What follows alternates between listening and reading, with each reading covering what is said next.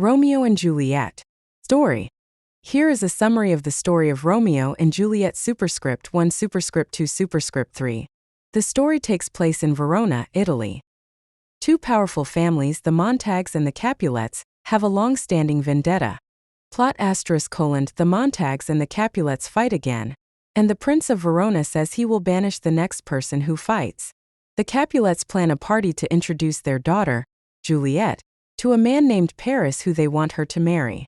The Montagues, Romeo, Benvolio, and Mercutio, hear about the party and decide to go in disguise. At the party, Romeo and Juliet meet and fall in love. Romeo and Juliet decide to get married the next day with the help of Juliet's nurse. Romeo's friend Mercutio fights with Juliet's cousin Tybalt and is killed. Romeo kills Tybalt and is banished from Verona. Juliet's family is angry when she doesn't want to marry Paris, so they decide to move the wedding up.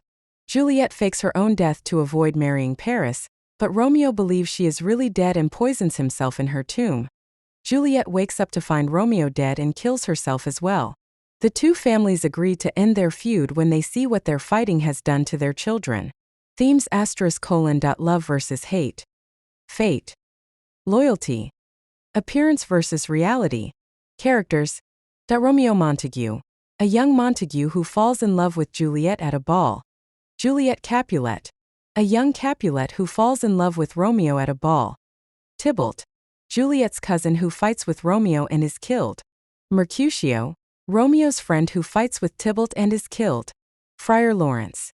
A priest who marries Romeo and Juliet and tries to help them be together. Paris. A man who Juliet's family wants her to marry. The Prince of Verona. The ruler of Verona who tries to keep the peace between the Montagues and the Capulets. The end.